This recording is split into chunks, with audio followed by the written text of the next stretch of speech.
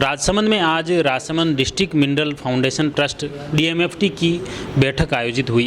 बैठक में पिछली बैठकों में जो भी स्वीकृतियां जारी की गई उनके कामकाज को लेकर समीक्षा की गई। कितने कामकाज पूर्ण हुए, कितने अधूरे हैं, उस समीक्षा के दौरान ये बात सामने आई। उस समीक्षा रिपोर्ट में ये तथ्य सामने आए कि मुख्य रूप से करीब पिछले जो भी कार्य स्वीकृत किए गए हैं उसके मुकाबले अभी जो डीएमएफटी फंड में 80 करोड़ रुपए का जो बजट है वो माइनस में चल रहा है और जो पहले से स्वीकृत कार्य हैं वो काफ़ी कार्य अधूरे हैं। इसको लेकर कुंभलगढ़ विधायक सुरेंद्र सिंह राठौड़ और राजसमंद विधायक दीप्ति माहेश्वरी ने इस बैठक का बहिष्कार कर दिया और बहिष्कार करते हुए कहा कि ये किस तरह से, जब बजट ही नहीं है, पैसा नहीं है, तो किस आधार पर ये स्वीकृतियां जारी की जा रही हैं, और इसी को लेकर बैठक का बहिष्कार किया। और बहिष्कार के बाद में हमारे साथ में कुंभलगढ़ के विधायक सुरेंद्र सिंह जी हैं, उनसे बात करते हैं कि आखिर क्या पूरा मामला है, क्यों उनने बैठक का बहिष्कार करना पड़ा।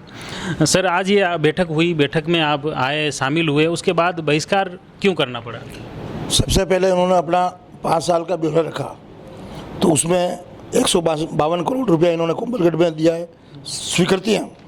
राजसमंद में 227, भीम में 288 और नादौरा में 523। इसमें भी जब समीक्षा की गई तो किसी विभाग में 10% उपलब्धि है, किसी में 20, किसी में 30। ऐसा कोई महकमा नहीं जिसमें 40% से ऊपर कोई उपलब्धि इसमें हो। मतलब काम धरातल पे ये पहुँचे ही नहीं है। और -80 करोड़ का बजट होते हुए भी उन सदस्यों ने ये प्रस्ताव रखा कि चेयरमैन साहब को अधिकार दिया जाए कि आप नई सैंक्शन जारी करें। लगभग 300 करोड़ की इन लोगों ने डिमांड रखी है। तो मेरा ये आपत्ति थी कि जब आप -80 में चल रहे हैं, पहले के जितना आपने स्वीकृत किया है वो पैसा भी आप धरातल पर 40% ही खर्च नहीं कर पाए, तो आप क्यों ये 300 करोड़ की लायबिलिटी और इसमें ऊपर बढ़ा रहे हो? मतलब ये बैठक के पुरानी जो लाइबिलिटी है ही है, उसके अलावा नए कार्य स्वीकृत किए जा रहे थे। हाँ, नए कार्य और 300 करोड़ के स्वीकृत करके ये जनता को सामने चुनाव आ गया है। 20-25 दिन बाद तो आचार संहिता लग जाएगी, लेकिन उस सैंक्शन की कॉपी हाथ में लेकर ये गांव-गांव घूमना चाहते हैं। बल्कि इस तरह से जनता इतनी गुमराह होने वाली नहीं है। जनता को पता है कि ये काम आप धरातल पे उतारोगे, उसी को जनता काम मानती है। तो ये आपका कहने का मतलब है जो बजट स्वीकृत हुआ है वो भी भेदभावपूर्ण है और कार्य भी अधूरे हैं? नहीं, हमारी जब 18 में लास्ट बैठक थी, जब हमारी सरकार थी, उसमें भी हमने भी 300 करोड़ रुपए काम स्वीकृत किए थे। लेकिन उनकी स्वीकृत होने के बाद जैसे सरकार आई, इन्होंने तत्काल मीटिंग बुला करके उस सारे 300 करोड़ काम निरस्त कर दिए। उसमें मेरा एक महत्वपूर्ण था बेड़सना का, वो स्वीकृत था, लेकिन फिर भी इन्होंने कहा नहीं, अभी हम निरस्त कर रहे हैं, अगली बैठक में इसको ले लेंगे। और अगली बैठकों निकालते निकालते 5 साल निकाल लिए, और आज अंतिम बैठक थी इस कार्यकाल की, इन सरकार की, उसमें भी उसका कोई जिक्र नहीं है। तो आज जो भी 300 करोड़ के जो बजट में जो भी प्रस्ताव लिए जा रहे थे या जो बैठक में प्रस्ताव रखे, वो सभी दूसरे कार्य हैं? नहीं, उन कामों को से कोई मतलब ही नहीं है ना। उनके तो कोई एफएस निकले कि कोई टेंडर होगा नहीं, स्वीकृत हो, कुछ होना नहीं है। केवल जनता को गुमराह करना है कि हमने इतना पैसा आपके पास कर दिया। तो इसमें क्या चारों विधानसभाओं को शामिल किया या केवल नहीं, वो आंकड़ा तो वही आएगा जो भी आ रहा है आपके पास 5 साल का, आप सामने बता रहा हूँ मैं। नहीं, जैसे जो कार्य नए जो स्वीकृत कर रहे हैं इसमें 300 करोड़ में, वो काम कहाँ के है? आप चारों विधानसभा उसमें भी दोनों विधायकों का ये हम डिजायर देते वो रखते नहीं है। उन्होंने दोनों विधानसभा से 2-2 को और मनोनीत कर रखा उन्होंने। वो प्रस्ताव ही उन लोगों से लेते हैं। किसमें, कौन सी विधान? अपने कुंभलगढ़ और राजसमंद में। अच्छा, तो कुल मिला के जैसे आपके द्वारा जो प्रस्ताव दिए जाते हैं वो मंजूर नहीं किया जा रहा? नहीं, वो प्रस्ताव, उसमें ज़्यादातर प्रस्ताव कोई मंजूर होते ही नहीं है। और आंकड़ा आ रहा ना, 152 करोड़ रुपए दिए उन्होंने 5 साल में दिए हैं। तो उसमें सदस्य हैं वहाँ आम्बेडकर चेयरमैन कैलाश जी मेवाड़ा, पूर्व विधायक गणेश जी परमार। कभी 5 साल एक बैठक में बोले क्या वो? उनको भी ये बात उठानी चाहिए थी, कुंभलगढ़ में 152 करोड़ कैसे दिए? तो कुल मिला के जैसे यूँ है, काम तो हो रहे हैं जनता के? नहीं, कहाँ हो रहे काम? 152 करोड़ में से जमीन पर नहीं गए 50 करोड़। अच्छा, विभाग काम नहीं कर, कागजों में पड़े हैं। अच्छा, विभाग को आवंटित कर दिया।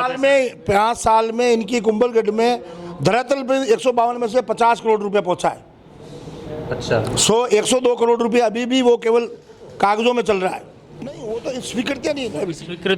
स्वीकृति है, जो स्वीकृत कार्य है तो वो काम क्यों नहीं हो पा रहे हैं? उसके पीछे क्या कारण? अधिकारी को जवाब नहीं दे पा रहे। सबको पूछा तो उन्होंने कहा साहब हमारे पास स्टाफ नहीं है, कोई कहता वो नहीं। इससे लगा कि ये सरकार क्या चल रही पता नहीं चला हमें। तो ये जो कार्य स्वीकृति में जो भेदभाव आप बता रहे हो, तो ये क्या शुरू से ही चल रहा है भेदभाव? नहीं, जब 16 में ये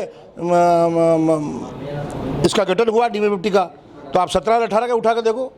जब हमारी सरकार थी सारे 90% उपलब्धि की और सबको धरातल पर उतारा काम को। अभी तो हालात ये है कि इन्होंने जो पंचायत राज को जो काम दिए स्कूल में कमरे बनाने के लिए, तो जिला परिषद और माइनिंग ने बैठ के ये तय ही नहीं कर पाए अभी कि इसमें एजेंसी पंचायत को रखे, पंचायत समिति रोका। ये मजाक की बात है। बोलो अब तय करेंगे कार्यकारी एजेंसी इसको करेगी, इसको करे। उसमें 7 महीने बाद मीटिंग हो रही है।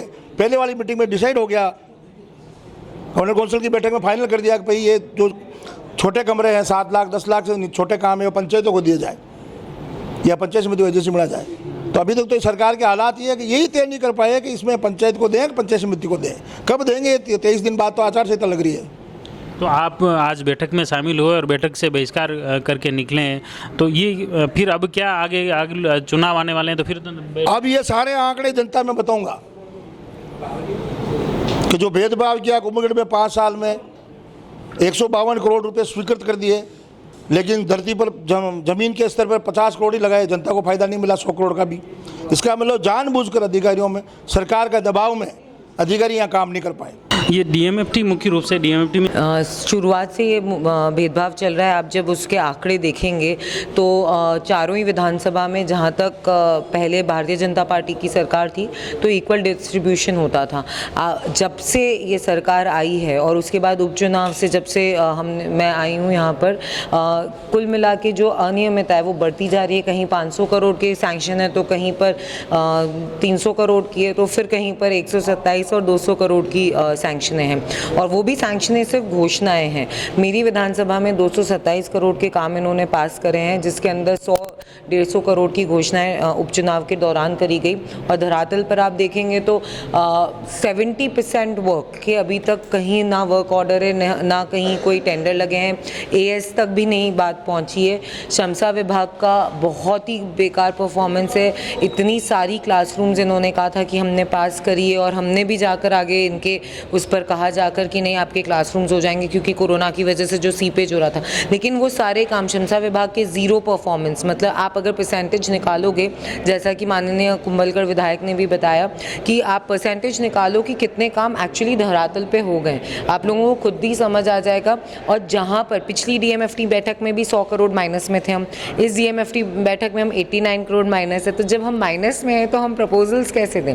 तो इस बार जो बहिष्कार का कारण मेन यही का कारण मेन यही है कि आप बार बार ये मीटिंग सिर्फ और सिर्फ चुनाव के नज़दीक लाकर जो कांग्रेस सरकार बहुत अच्छे से करती है कि किस तरीके से हमें झूठी घोषणाएं करनी है, क्योंकि इनको पता है कि ये लोग तो वापस आने नहीं वाले। तो कुल मिला के जब वापस आना ही नहीं है तो बोलने में क्या जाता है। रेवड़ी बांटने का काम उधर गहलोत सरकार ने विधानसभा में करी, हमारे इस सेशन में, मानसून सेशन में, और यहाँ पर ये डीएमएफटी की बैठक के माध्यम से हो रही है। धन्यवाद साहब। ये थे कुंभलगढ़ विधायक सुरेंद्र सिंह राठौड़ और राजसमंद के विधायक दीप्ति माहेश्वरी ने, जिन्होंने खुले रूप से ये कहा है कि ये जो डीएमएफटी की बैठक थी, उस बैठक के दौरान जो प्रस्ताव लिए जा रहे हैं, करीब 300 करोड़ रुपए के नए प्रस्ताव लिए जा रहे हैं, जबकि डीएमएफटी के अंदर पहले से 80 करोड़ की लायबिलिटी हैं। ऐसे में नए 300 करोड़ के कार्य कैसे स्वीकृत होंगे, न इसके लिए समय है, न बजट है। साथ ही इन्होंने आने वाले विधानसभा चुनाव में भ्रमित करने का भी आरोप लगाया कि जनता को भ्रमित करने का ये प्रयास किया जा रहा है सरकार द्वारा, कांग्रेस द्वारा, और उसी के तहत यह बैठक में नए 300 करोड़ रुपए के कार्यों की स्वीकृति निकाली जा रही है, और इसी के तहत राजसमंद और कुंभलगढ़ विधायक ने बैठक का बहिष्कार किया है। The Maruti Nandan grand, Nathdwara स्थित एकमात्र ultra luxurious 5 star hotel. Rajsamand जिले की एकमात्र 5 star hotel the Maruti Nandan grand में भोजन की स्वादिष्ट थाली अब सिर्फ 290 रुपए में। श्रीनाथ जी की नगरी नाथद्वारा में इस सुनहरे अवसर का आनंद अवश्य उठाएं।